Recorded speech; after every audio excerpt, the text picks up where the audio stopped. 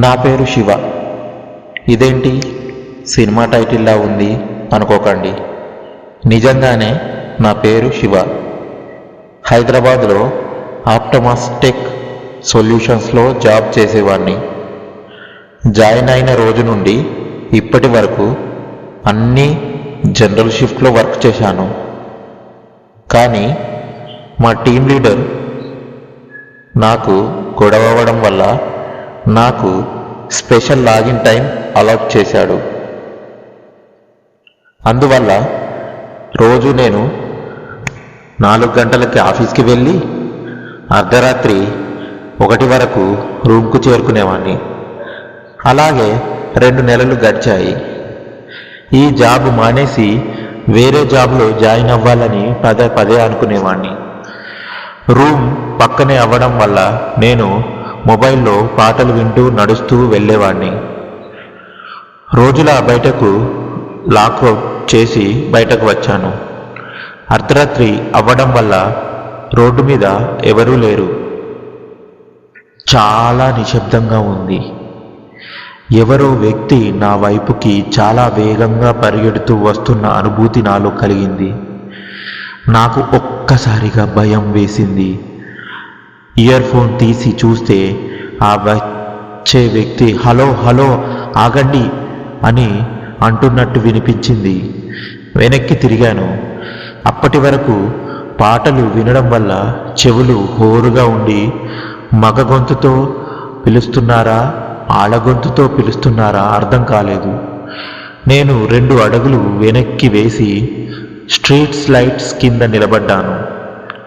ఆ వ్యక్తి మెల్లగా దగ్గరవుతుంటే అప్పుడు అర్థమైంది ఆ వ్యక్తి అతడు కాదు ఆమె అని. ఆమె చాలా ఆయాసంగా ఉంది. నా దగ్గరున్న వాటర్ బాటిల్ ఇచ్చి వాటర్ తాగమని చెప్పాను.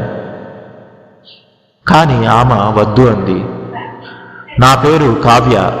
నేను మీ రూమ్ పక్కన ఉన్న ఒక గర్ల్స్ హాస్టల్లో ఉంటున్నాను. నేను కూడా సైబర్ టవర్స్లో పనిచేస్తున్నాను. నేను రోజు మిమ్మల్ని ఇదే టైంకి నడిచి వెళ్ళడం చూస్తూ ఉంటాను. ఎందుకంటే నా లాగిన్ మీకన్నా 1 గంట ముందు అనుకుంటాను. నేను వచ్చిన గంటకి మీరు వస్తారు. మీరు ఏమి అనుకోకపోతే రోజు నీతో పాటు హాస్టల్ వరకు నడిచి వస్తాను. నాకు కొంచెం భయంగా ఉంది. నా పాత లాగిన్ టైంలో నా ఫ్రెండ్స్ ఉండేవాళ్ళు, కానీ ఇప్పుడు ఎవరూ లేరు అని అడిగింది. నేను కూడా సరే అని అన్నాను.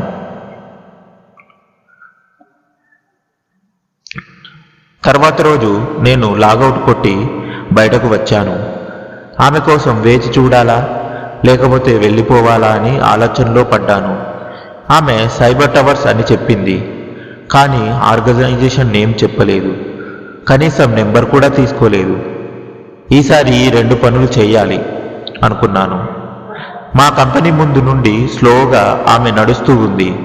నేను ఆమెను పిలుస్తుంటే ఆమె పట్టించుకోకుండా వెళ్ళిపోసాగింది. నేను వేగంగా నడుస్తూ ఆమెను ఆపి పిలుస్తుంటే వెళ్ళిపోతున్నారేంటి కావ్య అని అడిగాను.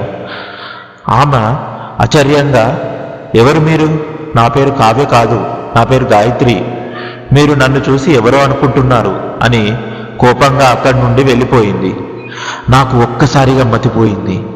ఆ రాత్రే కదా కలిసి మాట్లాడుకున్నాం, పైగా ఆమె కదా నాతో మాట్లాడింది.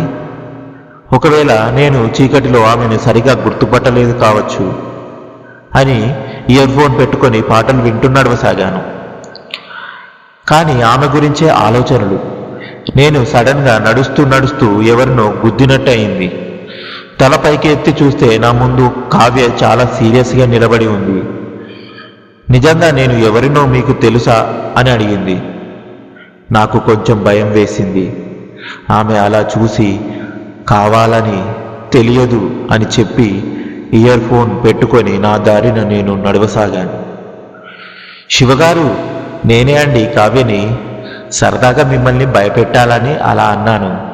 మీరు నిజంగా భయపడితే నన్ను క్షమించండి అని చెప్పి నన్ను బతిమాలింది. నేను తేరుకొని మళ్ళీ ఎప్పుడు ఇలా చేయొద్దు అని చెప్పి ఇద్దరం నడుస్తూ కబుర్లు చెప్పుకుంటూ ఎవరి రూమ్స్కు వాళ్ళు వెళ్ళిపోయాము. తెల్లవారింది. ఫ్రెష్ అప్ అయ్యి రూములో టీవీ చూస్తుంటే నాకు కావ్య గుర్తుకు వచ్చింది. సరదాగా ఆమెను కలవటానికి కావ్య హాస్టల్కి వెళ్ళాను. రిసెప్షన్కి వెళ్ళి తన ఫ్రెండ్ కావ్యను కలవాలని ఆమెను పిలవండి అని అడిగాను. ఆమె చెక్ లిస్ట్ చెక్ చేసి, ఆ పేరుతో ఉన్నవాళ్ళు ఇక్కడ ఎవరు లేరు బాబు. అప్పుడు ఆమె లాగిన్ టైం, సైబర్ టవర్స్ గురించి డీటెయిల్స్ చెప్పి చూశాను.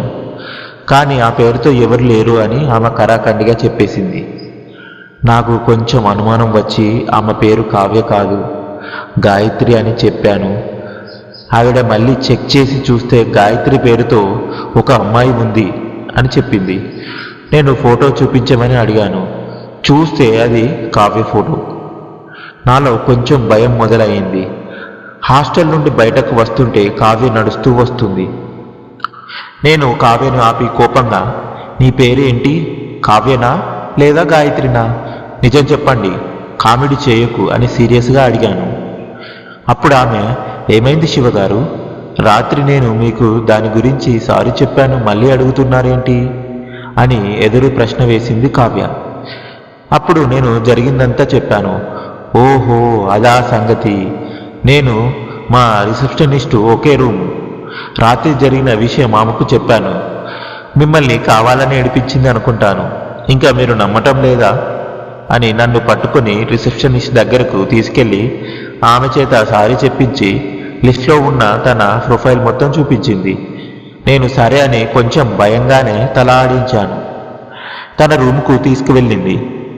రిసెప్షనిస్టు తను కలిసి దిగిన ఫోటో అక్కడ ఉంది. అప్పుడు కొంచెం నాకు ధైర్యం వచ్చింది. కావ్య రూమ్ అంతా క్లీన్గా ఉంది. ఆమె రూమ్ నిండా పుస్తకాలే. కావ్య తన బ్యాగులో నుండి ఒక బాక్స్ తీసి స్వీట్స్ ఇచ్చింది. అంతలోకే రిసెప్షనిస్ట్ కూడా వచ్చింది. ముగ్గురు కూర్చొని చాలాసేపు మాట్లాడుకున్నాం. ఆ హ్యాపీ మూమెంట్లో అన్నీ మర్చిపోయి చాలా హ్యాపీగా ఉన్నాను.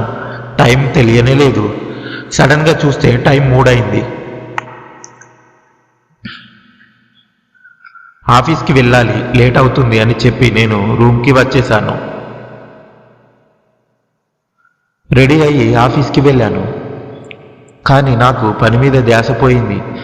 కావ్యమోహం, ఆమె నవ్వు, ఆ చిలిపితనం గుర్తుకు వస్తున్నాయి. ఒకవేళ కావ్యను ప్రేమిస్తున్నానేమో అని అనుమానం వచ్చింది. ఒకవేళ ప్రేమించిన తప్పు ఏమైంది అనుకుంటున్నాను. లాగౌట్ చేసి బయటకు వచ్చాను. కావ్య కోసం ఎదురు చూస్తున్నాను. కావ్య వచ్చింది. ఇద్దరం కలిసి ఆదివారం మూవీకి వెళ్ళాలని ప్లాన్ చేసుకున్నాం. అంతలోనే ఒక కారు వేగంగా వచ్చి మమ్మల్ని గుద్దబోయింది. కావ్య నన్ను పక్కకు గెంటింది. కారు తనని గుద్దింది. ఆ కారు వాడు ఆపకుండా వెళ్ళిపోయాడు. నేను వెంటనే అంబులెన్స్కి ఫోన్ చేసి కావ్యను హాస్పిటల్కు తీసుకువెళ్ళి జాయిన్ చేశాను. పోలీస్ వాళ్ళకు కూడా ఇన్ఫర్మేషన్ ఇచ్చాను. వాళ్లకు జరిగిన విషయం అంతా చెప్పి హాస్టల్ అడ్రస్ ఇచ్చాను. ఆమెకు తలకు బలమైన గాయమైంది. ఆపరేషన్ చేశారు. మత్తు ఇవ్వడం వల్ల ఆమె 2 రోజులు స్పృహలోకి రాదు. ప్రాణానికి ఏమీ ప్రమాదం లేదని చెప్పారు డాక్టర్. నేను అమ్మయ్య అనుకొని రూమ్కి వెళ్ళి ఫ్రెష్ అప్ అయ్యి మళ్ళీ రావచ్చు అని వెళ్ళబోయాను. బాగా అలసిపోవడం వల్ల నిద్ర పట్టేసింది. ఎవరో గట్టిగా డోర్ కొడుతున్నారు. లేచి చూస్తే కానిస్టేబుల్ నన్ను అర్జెంటుగా స్టేషన్కి రమ్మని అడిగాడు. కావ్యకి ఎలా ఉంది అని నేను అడిగాను.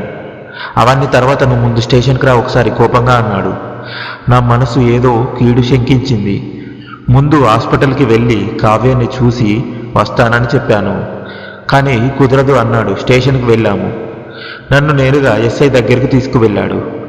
అతను నన్ను చూడగానే నీకు కావ్య ఎన్ని రోజులుగా తెలుసు అని అడిగాడు. 1 వారం క్రితం నుండి. నీకు ఇంకా ఆమె గురించి ఏం తెలుసు? ఆమె ఒక సాఫ్ట్వేర్ ఇంజనీర్, సైబర్ టవర్స్లో వర్క్ చేస్తుంది. మా రూమ్ పక్కనే ఆమె హాస్టల్. అలాగే రిసెప్షనిస్టు ఆమెకు మంచి ఫ్రెండు, ఒకే రూమ్ కూడా. నేను కూడా ఆమె రూమ్కు వెళ్ళాను. ఆదివారం అంటే ఈరోజు మూవీకి వెళ్ళాలని అనుకున్నాం. కానీ రాత్రి యాక్సిడెంట్లో నన్ను పక్కకు గెంటి ఆమె ప్రమాదంలో పడింది. అంతేనా? ఇంకేం తెలియదా? నిజం చెప్పు. నిజం సార్, నాకేం తెలియదు. అయినా ఏమైంది సార్? నన్ను ఎందుకు విచారిస్తున్నారు? నిజం చెప్పండి సార్, ఏమైంది కావ్యకి? కావ్యకు బాగానే ఉంది, కానీ నీకు ఏదైంది? ఆమె పేరు గాయత్రి, కావ్య కాదు. కానీ నువ్వు మాకు ఇచ్చిన స్టేట్మెంట్లో అలాగే మెడికల్ డాక్యుమెంట్లో కూడా కావ్య అని రాశావు.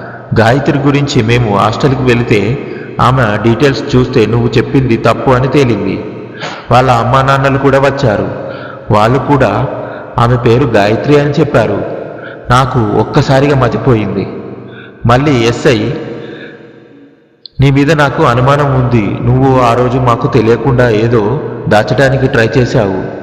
ఆమె మంచిగా కోలుకొని ఉంటే పర్లేదు, ఆమెకు ఏమైనా అయితే నువ్వే మా మొదటి సస్పెక్ట్. సార్, నేను చెప్పేది నిజం సార్, నన్ను నమ్మండి. ఒకవేళ నేను మిమ్మల్ని మోసం చేయాలి లేదా ఆమెను చంపాలి అని అనుకుంటే ఆమెను హాస్పిటల్లో జాయిన్ చెయ్యను. అలాగే ఆ హాస్టల్ అడ్రస్ మీకు ఇవ్వను. అదే మాకు అర్థం కాలేదు సార్. సరే, నువ్వు నీ కంపెనీ అడ్రస్ ఇచ్చి వెళ్ళు. ఓకే సార్ అని చెప్పి అడ్రస్ ఇచ్చి అక్కడి నుండి సరాసరి హాస్పిటల్కు వెళ్ళాను. నాకు తెలియకుండా నన్ను ఒక పోలీస్ ఫాలో అవుతున్నాడు. హాస్పిటల్లో నేను గాయత్రి వాళ్ళ అమ్మ దగ్గరకు వెళ్ళి నన్ను పరిచయం చేసుకున్నాను. బాబు, నువ్వు ఏదో కన్ఫ్యూజన్లో ఉన్నావు. మా అమ్మాయి పేరు గాయత్రి. ఎనీవే, నీకు చాలా థ్యాంక్స్. సమయానికి తీసుకువచ్చి గాయత్రిని, అదే నువ్వు అనుకునే కావ్యాన్ని కాపాడావు. నాకు ఏమీ అర్థం కాలేదు. నేను హాస్టల్కి వెళ్ళాను. అక్కడ రిసెప్షనిస్ట్ని కలిశాను. కానీ ఆమె నేనెవరో తెలియదు అన్నట్టు సమాధానం చెప్పింది. ఆమె రూమ్కి వెళ్ళి చూస్తే నేను తిన్న స్వీట్ బాక్సు అలాగే ఆ ఫోటో కూడా అక్కడ ఉన్నాయి. నా వెనుకాలే వచ్చిన కానిస్టేబుల్ నా గురించి ఎప్పటికప్పుడు సమాచారం ఎస్ఐకి ఇవ్వసాగాడు. నేను ఆ హాస్టల్కు వచ్చి రిసెప్షనిస్ట్తో మాట్లాడినట్టు సీసీటీవీ ఫుటేజ్ ఉందేమో అని అడిగాను. నేను వెళ్ళిన టైంకి ఫార్వర్డ్ చేస్తే నేను ఫుటేజ్లో లేను. అసలు నాకేమైంది అని అర్థం కావడం లేదు. సరే, కావ్య మెలకువ వచ్చి తర్వాత నన్ను గుర్తుపడుతుంది కదా అనుకుని టికెట్స్ బుక్ చేసుకొని సినిమాకి వెళ్ళాను. కొంచెం మైండ్ రీఫ్రెష్ అవుతుందని మూవీ చూస్తున్నాను. కానీ నాకు అన్ని కావ్య ఆలోచనలే. నిజానికి నేను కావ్యని పెళ్లి చేసుకోవాలనుకున్నాను. రూమ్కు వెళ్ళి పడుకున్నాను. అస్సలు నిద్ర పట్టడం లేదు. తెల్లవారింది. నేను హాస్పిటల్కి వెళ్ళాను. కావ్య అమ్మా నాన్నలు ఏడుస్తున్నారు. ఏమైందని అడిగితే ఉదయం స్పృహ వచ్చిందో లేదో అని చెక్ చేయడానికి వెళితే గాయత్రి చనిపోయి ఉందని డాక్టర్ చెప్పారంట. నాకు కాళ్ళు చేతులు వణకడం ప్రారంభించాయి. నా కళ్ళ నుండి నీరు నా అనుమతి లేకుండా బయటకు వచ్చేసింది. ఒక్కసారిగా గట్టిగా అరుస్తూ ఏడుస్తున్నాను. అంతటిలోకే ఎవరో తలుపు కొట్టారు.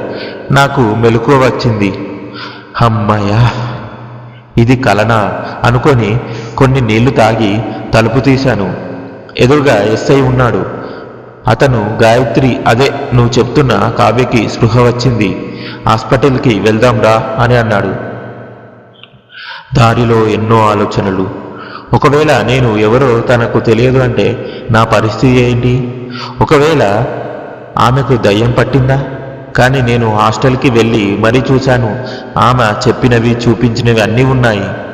కానీ నేను ఎందుకు సీసీటీవీ ఫుటేజ్లో పడలేదు? ఒకవేళ నాకు పిచ్చి ఎక్కిందా? ఇలా ఎన్నో ఆలోచనలు నన్ను కుదింపచేశాయి. ఒకవేళ ఆమె దయ్యమైతే ఆ రిసెప్షనిస్టు నిజమే కదా? ఆమె ఎందుకు అబద్ధం చెప్పింది? ఆమెకు అబద్ధం చెప్పి నన్ను మోసం చేయాల్సిన అవసరం ఏముంది? దీంట్లో ఏదో రహస్యం ఉంది. వాళ్ళు నా దగ్గర నుండి ఏదో దాస్తున్నారు అని నేనే ఆలోచనలో పడ్డాను. హాస్పిటల్ వచ్చింది. ఇద్దరం నడుస్తూ లోపలికి వెళ్ళాము. కావ్య నన్ను చూసింది. ఎస్ఐ కావ్యను నేను ఎవరో తెలుసా అని అడిగాడు. అప్పుడు కావ్య నాకు తెలుసు అంది. ఎలాగా అని ఎస్ఐ అడిగాడు. కొన్ని రోజుల క్రితం నేను నైట్ వాక్ వెళ్ళేటప్పుడు నన్ను కావ్య కావ్య అని పిలిచాడు. నేను కావ్య కాదు గాయత్రి అని చెప్పి అక్కడి నుండి వెళ్ళిపోయాను అని కావ్య చెప్పింది. చూసావా శివ, ఆమె ఆ రోజు నైట్ వాక్ వచ్చింది. ఆమె ఏ సాఫ్ట్వేర్ కంపెనీలో పనిచేయడం లేదు. నీకు ఏదైనా హెల్త్ ప్రాబ్లం అయి ఉండొచ్చు అని ఎస్ఐ అన్నాడు. నేను కావ్య దగ్గరకు వెళ్ళి ఆమె కళ్ళలో కళ్ళు పెట్టి చాలా బాధగా ఎందుకు కావ్య నాతో ఆడుకుంటున్నావు అని అడిగాను. అప్పుడు కావ్య నిజంగా మీరు ఎవరో నాకు తెలియదు అండి అంది. నా కళ్ళ నుండి నీళ్లు నిండాయి. అక్కడే ఉంటే ఏడుస్తాననే భయంతో అక్కడి నుంచి వెళ్ళిపోయాను. ఈ వీడియో నచ్చితే లైక్ చేసి సబ్స్క్రైబ్ చేసి మీకు ఎలా అనిపించిందో కామెంట్ చేయండి. అలాగే పార్ట్ 2 కావాలనుకుంటే కామెంట్ చేయండి. మీరు ఎన్ని కామెంట్స్ చేస్తే నేను అంత తొందరగా పార్ట్ 2 చేస్తాను. Thank you for watching.